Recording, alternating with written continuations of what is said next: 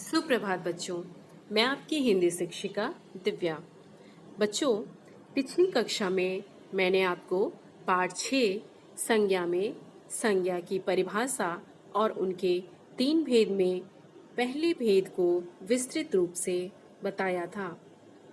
आज मैं संज्ञा के आगे के भाग को बताऊंगी, लेकिन आगे बढ़ने से पहले पिछली कक्षा में क्या पढ़ा गया इसकी चर्चा करेंगे ताकि आगे के भाग को समझने में आसानी हो।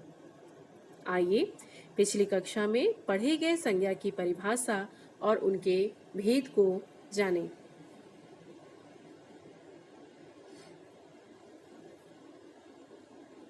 पिछली कक्षा में हमने पढ़ा था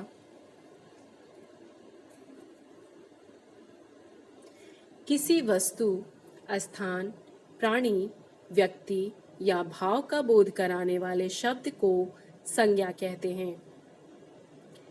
दूसरा, संज्ञा के 3 प्रकार होते हैं: व्यक्तिवाचक, जातिवाचक और भाववाचक।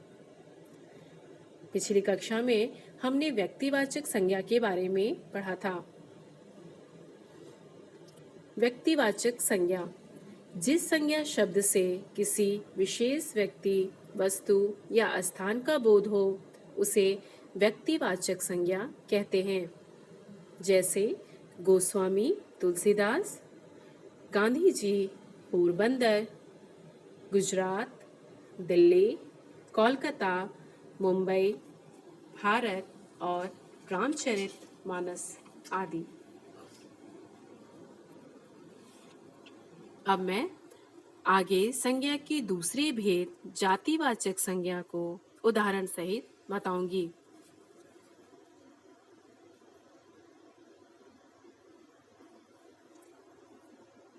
जातिवाचक संज्ञा, यहाँ पर जातिवाचक संज्ञा के कुछ उदाहरण दिए गए हैं, जैसे पक्षी, पेड़, कुत्ता, लड़का, लड़की।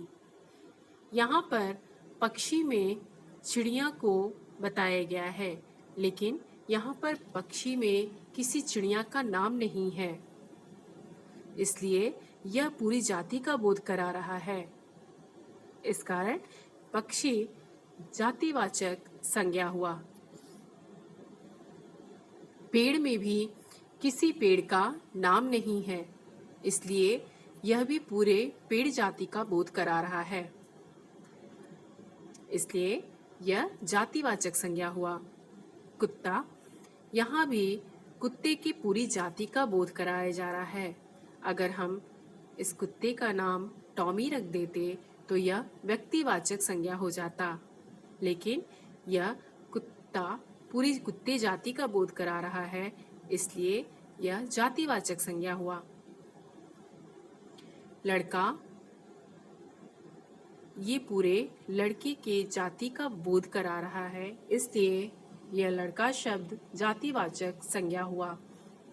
लड़की, यह भी जातिवाचक संज्ञा है।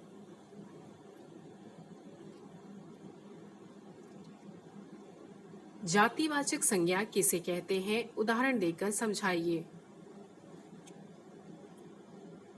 जिस संज्ञा शब्द से किसी पूरी जाति, वर्ग या समुदाय का बोध होता है उसे जातिवाचक संज्ञा कहते हैं।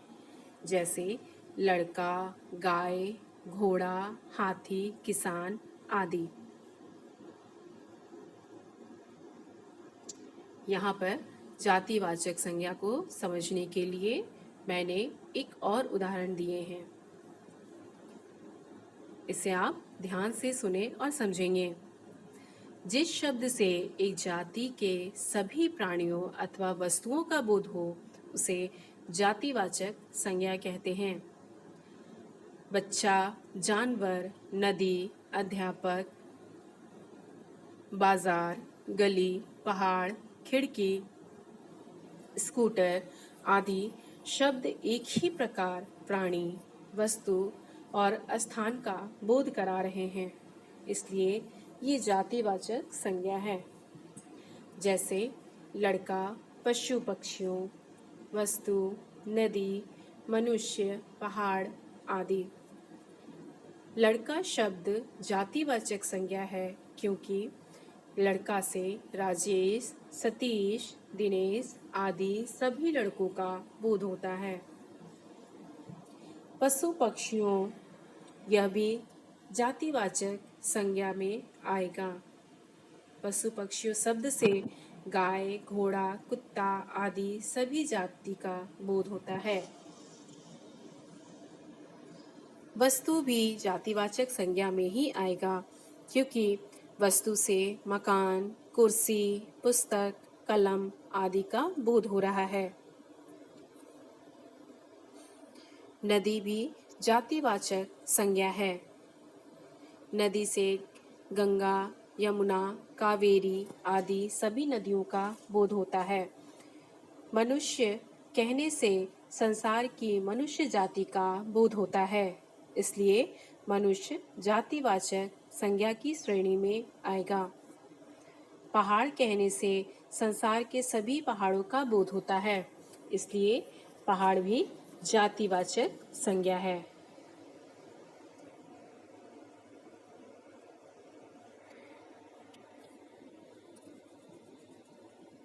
जातिवाचक संज्ञा को समझने के लिए मैं कुछ और उदाहरण बताऊंगी।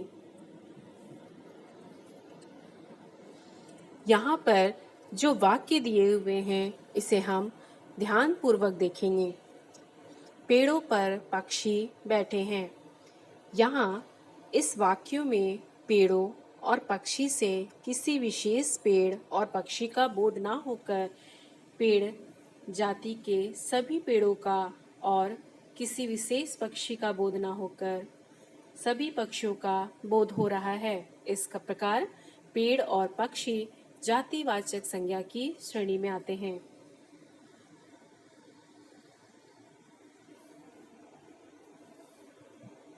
यहाँ पर हम एक दूसरा वाक्य देखेंगे।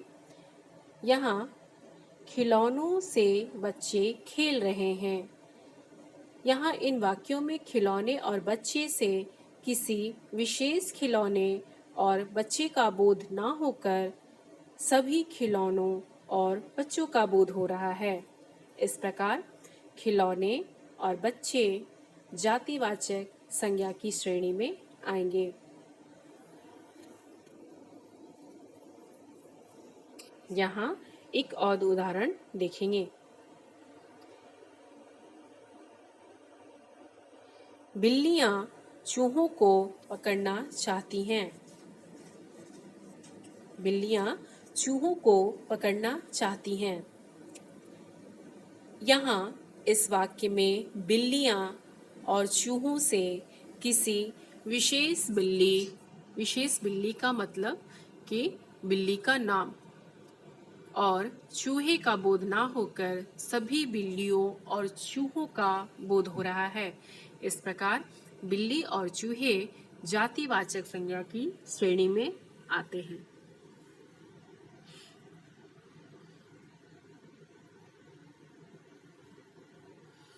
बच्चों, उम्मीद है कि आप जातिवाचक संज्ञा को अच्छी तरह से समझ गए होंगे।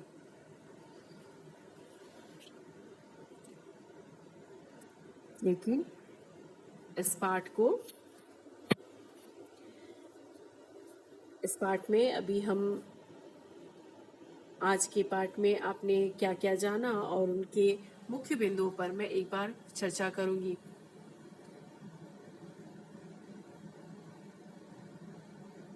आज के पाठ के मुख्य बिंदु: जो संज्ञा शब्द किसी प्राणी, स्थान या वस्तु की पूरी जाति का बोध कराए उन्हें जातिवाचक संज्ञा कहते हैं। जैसे प्राणियों के नाम लड़का, लड़की, कुत्ता, घोड़ा, कबूतर आदि। स्थानों के नाम शहर, यहाँ पर शहर में कोई शहर का नाम नहीं दिया हुआ है, इसलिए शहर जो है वह जातिवाचक संज्ञा हो जाएगा। देश, बाजार, गांव, डाकघर आदि ये सभी जातिवाचक संज्ञा की श्रेणी में आएंगे। वस्तुओं के नाम मेज, कुर्सी, कलम, किताब आदि यह सभी जातिवाचक संज्ञा की श्रेणी में आते हैं।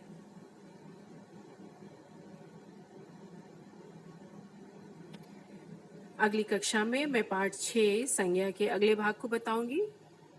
तब तक आपने पिछली कक्षा में जो कुछ भी पढ़ा उसे आप अच्छे से ध्यान से फिर से दोहराएंगे और याद करेंगे।